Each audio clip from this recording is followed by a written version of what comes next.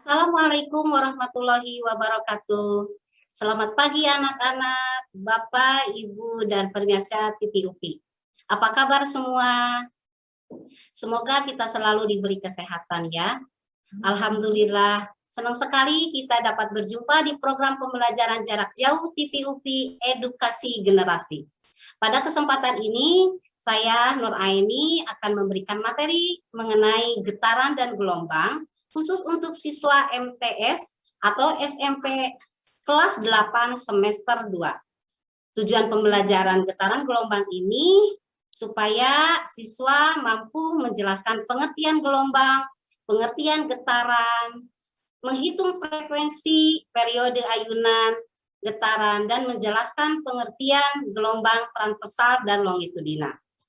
Baik, kita mulai pembelajaran hari ini dengan menyaksikan tayangan berikut ini. Assalamualaikum warahmatullahi wabarakatuh. Apa kabar semuanya? Alhamdulillahirabbil alamin. Puji syukur kita panjatkan kehadirat Allah Subhanahu wa taala karena dengan ridho dan magfirahnya kita sampai saat ini, dan semoga terus ke depannya kita selalu ada dalam lindungan Allah Subhanahu wa taala. Diberikan kesehatan, kemudahan segala urusan, dan diberikan keberkahan di dalam hidup. Amin amin ya Allah ya robbal alamin. Baik, untuk pembelajaran ilmu pengetahuan alam khususnya kelas 8 tingkat MTS atau SMP ini, kita akan mempelajari tema getaran, gelombang, dan bunyi. Tetapi khusus untuk bunyi, kita akan bahas pada pembelajaran berikutnya. Baik, pernahkah kamu berpikir bagaimana seseorang dapat mendengar bunyi? Apa yang dimaksud dengan bunyi? Dari mana bunyi itu berasal? Kita membutuhkan alat indera berupa telinga untuk mendengar. Di dalam telinga terdapat berbagai struktur memiliki fungsi tertentu dalam telinga sehingga dapat mendeteksi adanya vibrasi mekanis atau getaran sehingga kita bisa mendengar dengan jelas. Kita wajib bersyukur kepada Tuhan atas karunia telinga yang diberikan kepada kita. Ketika kita mendengar, ternyata ada objek atau benda yang bergetar. Misalnya, senar gitar yang bergetar ketika dipetik. Bedug atau drum dipukul, maka ada objek yang bergetar. Perhatikan gambar berikut.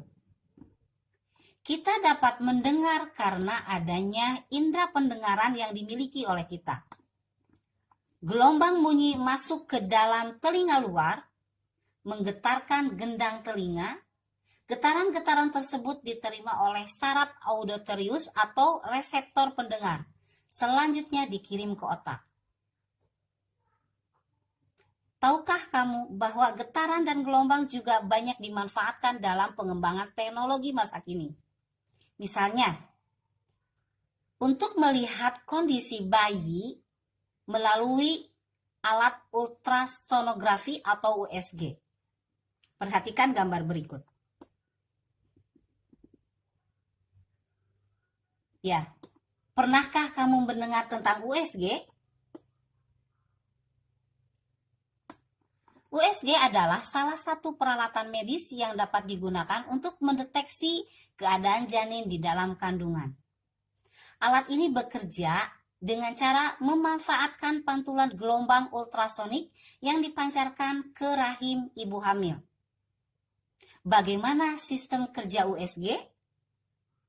Apakah gelombang bunyi hanya dapat dimanfaatkan untuk USG saja? Tentu tidak. Perhatikan gambar berikut. Pembuatan peta dasar laut dan masih banyak yang lainnya. Contoh lain, kapal laut yang berlayar di tengah lautan dapat mendeteksi keadaannya sekitar dengan menggunakan bantuan sonar yang dibuat di kapal tersebut. Sistem sonar yang digunakan kapal-kapal tersebut meniru cara mamalia laut seperti lumba-lumba dan paus.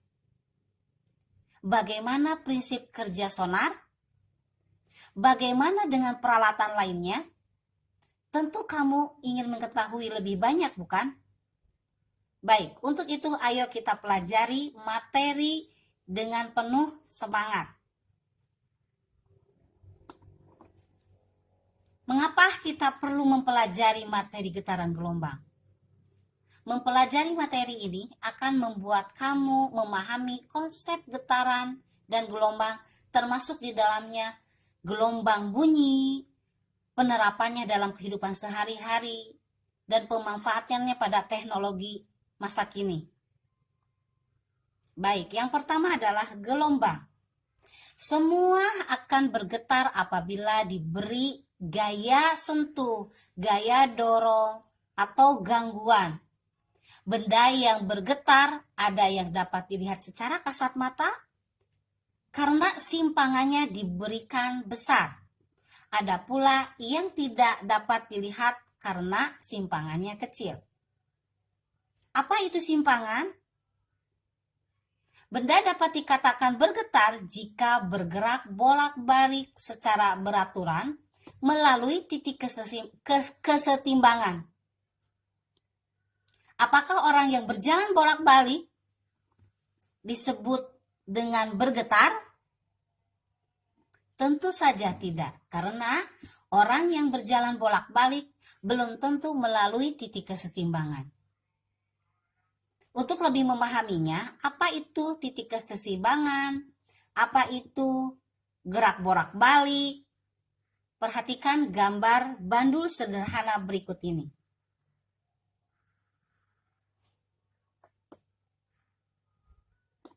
Sebuah bandul sederhana mula-mula diam pada kedudukan O.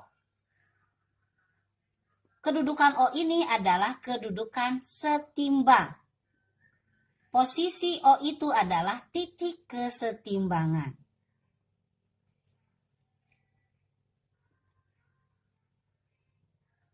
Bandul tersebut ditarik kedudukannya dari A. Diberi simpangan kecil. Pada saat dilepas dari kedudukan A, bandul akan bergerak bolak-balik secara beraturan dari A ke O, ke B, ke O, dan ke A kembali. Dan gerak bolak-balik ini disebut satu getaran.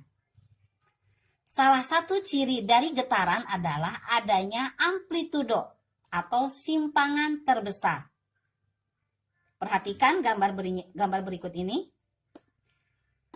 Dari jarak O ke A atau O ke B merupakan amplitudo. Atau tadi disebut dengan simpangan terbesar. Sekarang muncul pertanyaan, setiap kali bergetar, berapa banyak waktu yang dibutuhkan? Apa saja yang mempengaruhi getaran tersebut? Dapat diketahui bahwa ketika panjang tali pada titik kesetimbangan tersebut pada bandul berpengaruh terhadap periode getaran. Sehingga panjang tali semakin panjang, semakin besar periodenya.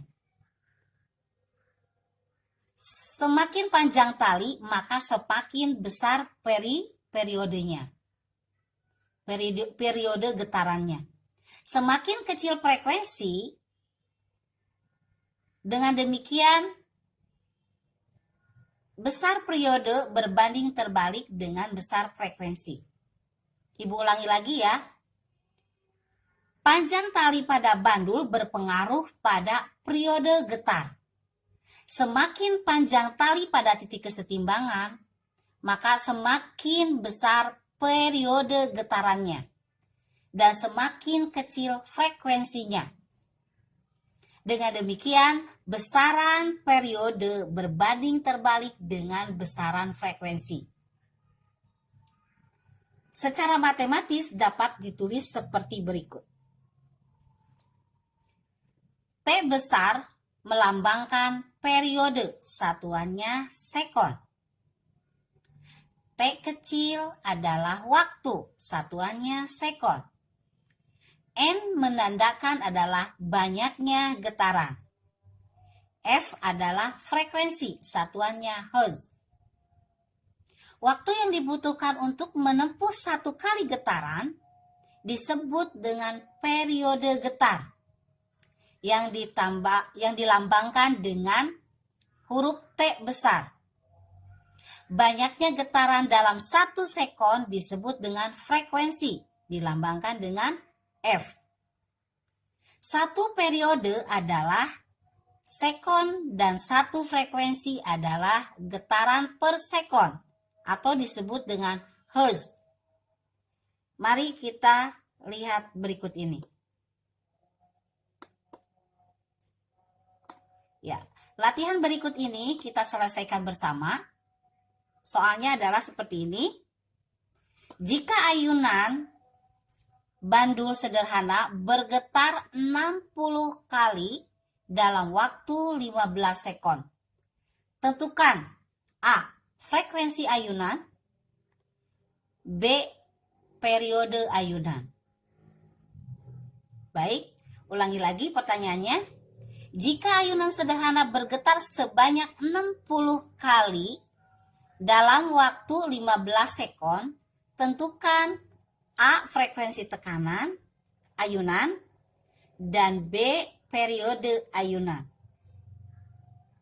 Apabila ayunan sederhana bergetar sebanyak 60 kali dalam waktu 15 sekon, maka untuk jumlah getarannya diketahui N sama dengan 60 kali.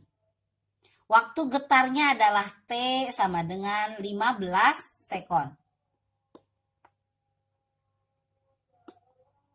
Jawabannya adalah yang pertama untuk frekuensi ayunan. Frekuensi dirumuskan tadi adalah banyaknya getaran dibagi waktu. Banyaknya getaran adalah 60 kali dan waktunya 15 sekon. 60 dibagi 15 sama dengan 4. Maka untuk frekuensi adalah 4 Hz. Jadi frekuensi ayunan tersebut diketahui adalah 4 Hz. Berikutnya untuk yang keduanya adalah periode ayunan. Rumus untuk periode ayunan adalah waktu yang dibutuhkan dibagi jumlah getaran. Waktunya tadi 15 sekon dibagi 60 getaran. Maka untuk periode adalah sama dengan 0,25 sekon. Semoga dipahami ya. Nanti di akhir materi akan Ibu beri latihan soal tentang getaran. Selanjutnya adalah materi yang kedua tentang gelombang. Perhatikan gambar berikut ini.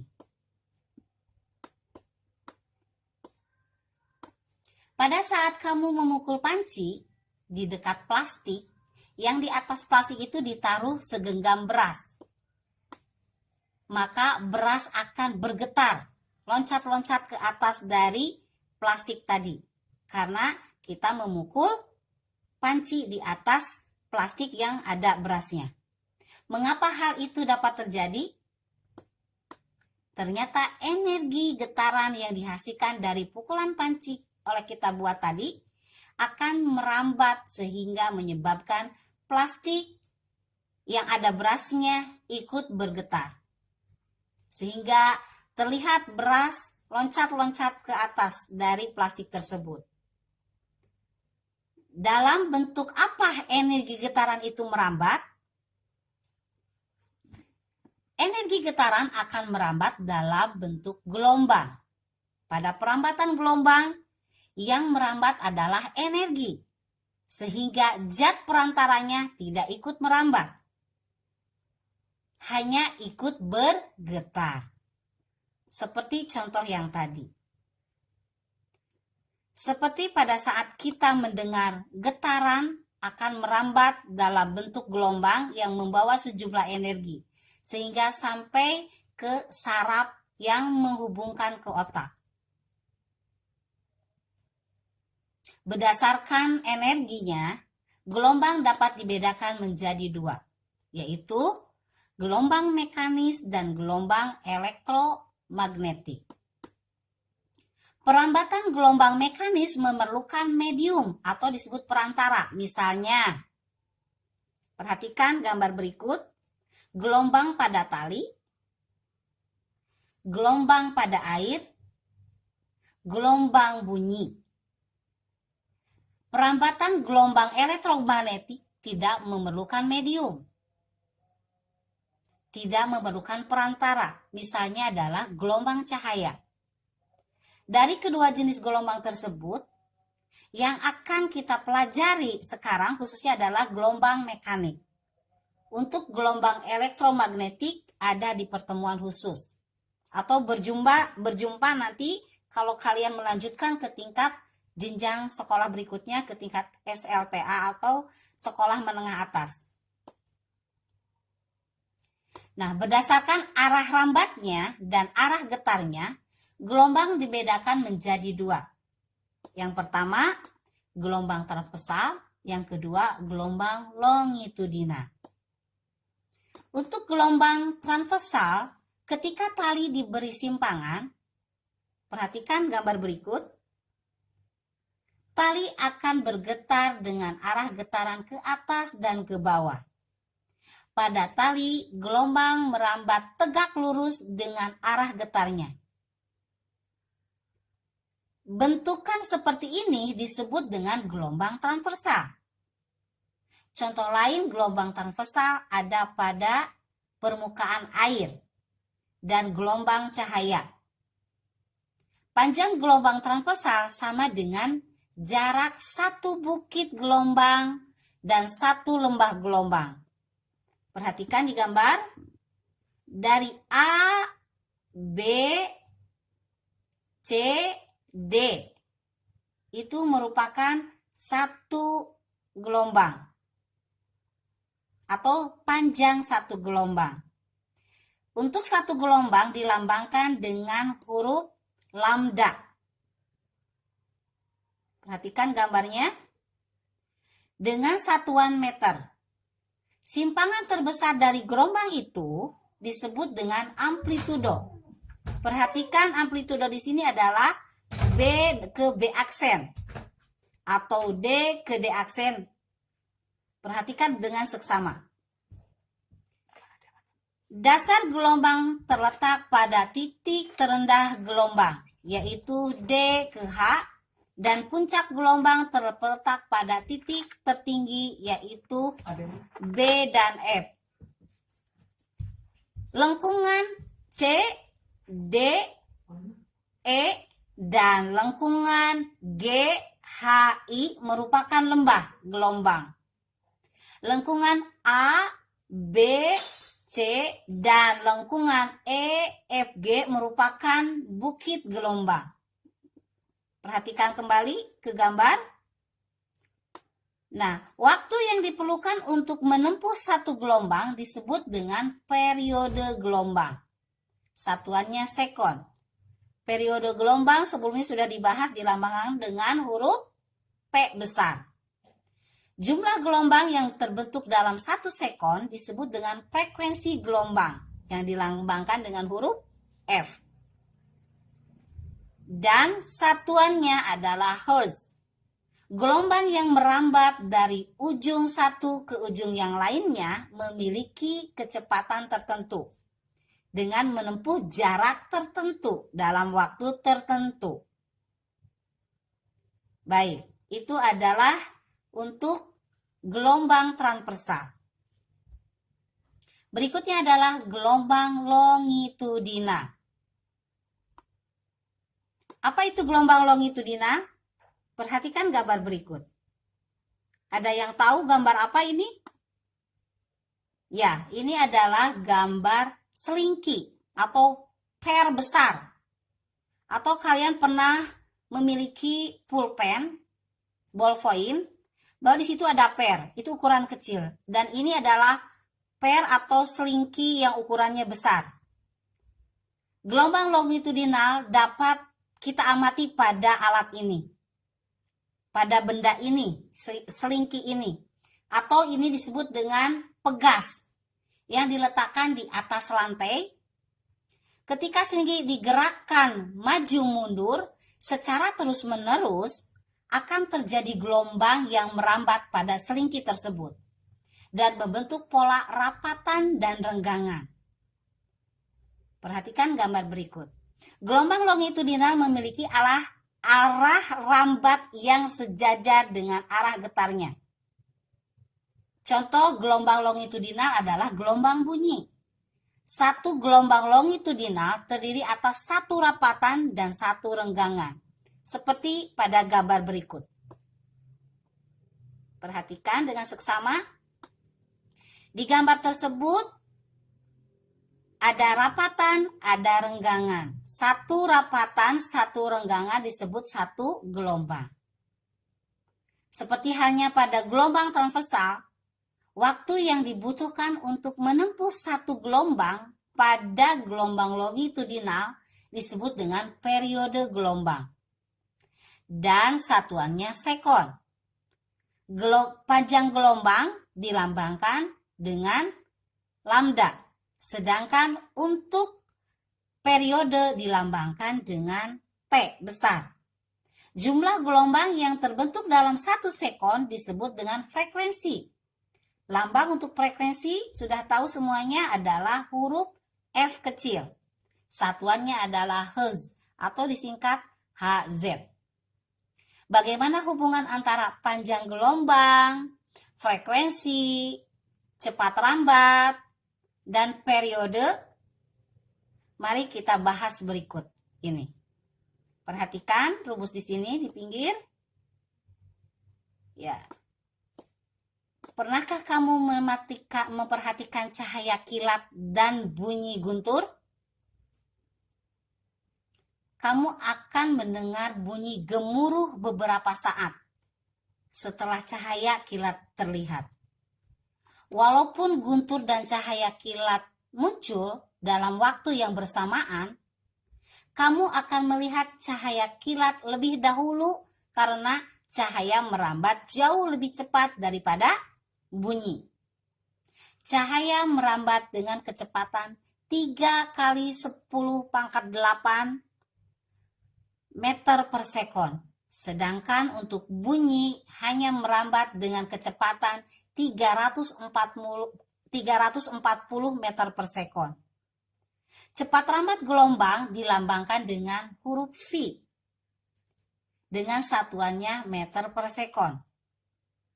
Karena gelombang menempuh jarak satu, panjang gelombang adalah lambangnya lambda, dan dalam waktu satu periode gelombang lambangnya T, maka kecepatan gelombang dapat ditulis secara matematis seperti berikut.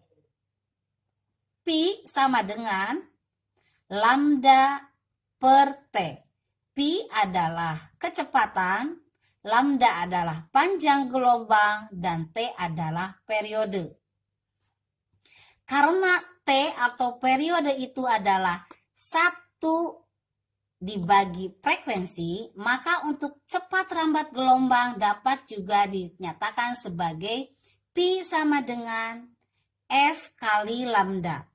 V kecepatan, F frekuensi, dan lambda adalah panjang gelombang. Bagaimana jika kamu membuat gelombang tali dengan frekuensi yang berbeda?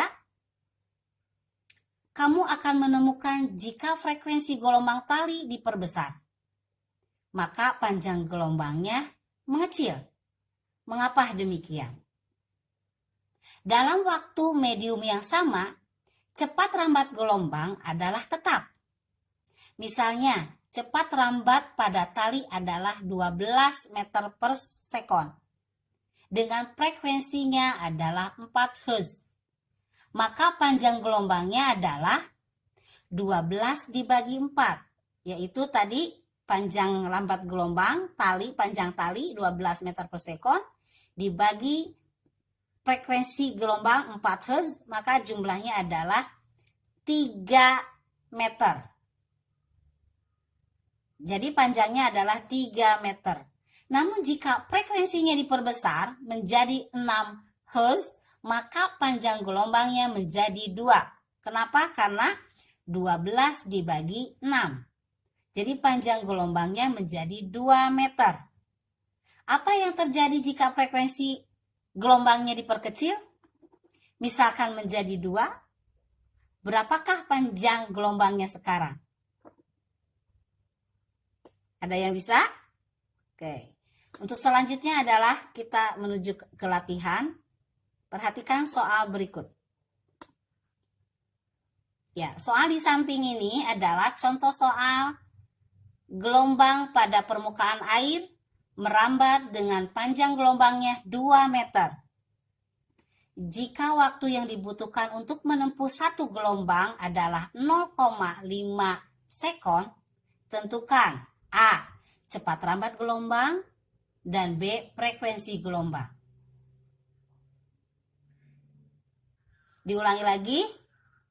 Perhatikan soal di samping. Gelombang pada permukaan air merambat dengan panjang gelombang 2 meter. Jika waktu yang dibutuhkan untuk menempuh satu gelombang adalah 0,5 sekon, tentukan cepat rambat gelombangnya dan frekuensi gelombangnya.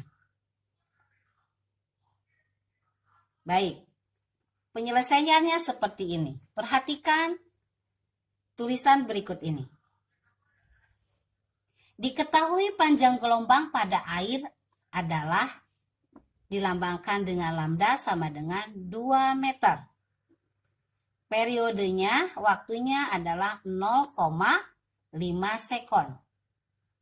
Yang ditanyakan tadi adalah cepat rambat gelombang dengan lambangnya V dan frekuensi dengan lambangnya F.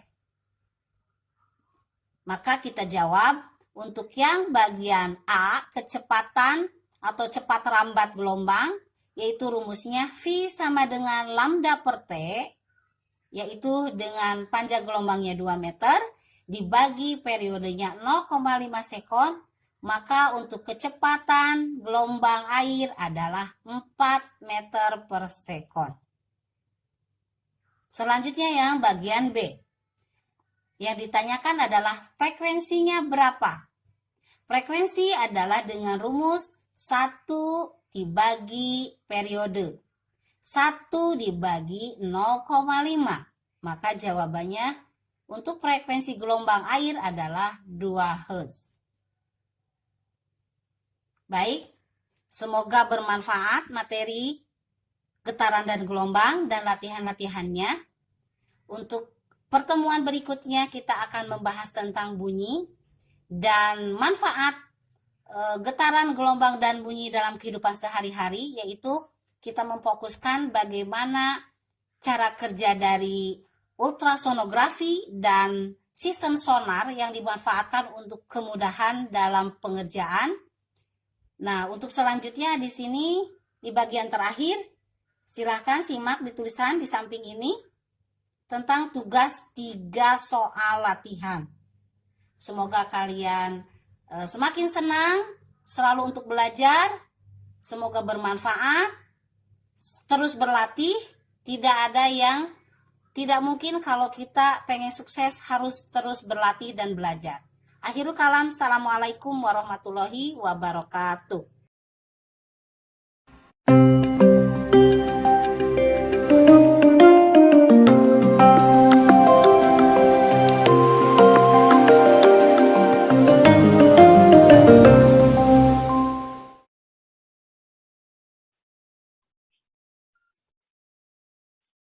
Baik, itu tadi materi hari ini yang sudah kita saksikan bersama. Bagaimana? Sudah paham kan? Jadi untuk kesimpulannya adalah mendengar adalah kemampuan untuk mendeteksi vibrasi mekanis yang disebut dengan suara. Organ pendengaran pada manusia adalah telinga yang berfungsi menangkap gelombang suara dan memberikan rangsangan pada sel saraf untuk diterjemahkan ke otak. Getaran merupakan gerak bolak-balik melalui titik kesetimbangan yang energinya akan merambat dalam bentuk gelombang. Gelombang-gelombang yang berada dapat memiliki periode, frekuensi, dan panjang gelombang yang berbeda. Berdasarkan arah rambatnya, gelombang dibedakan menjadi gelombang transversal, gelombang longitudinal. Gelombang transversal adalah gelombang yang arah rambatnya gerak lurus dengan arah getarnya. Gelombang longitudinal adalah gelombang yang arah rambatnya sejajar dengan arah getarnya. Sekian untuk pertemuan kali ini. Semoga kita selalu dalam keadaan sehat dan tetap semangat untuk belajar. Saksikan terus program pembelajaran jarak jauh setiap hari Senin dan Kamis pukul 9 sampai dengan pukul 12 hanya di TV UPI Edukasi Generasi. Terima kasih. Akhirul kalam. Assalamualaikum warahmatullahi wabarakatuh.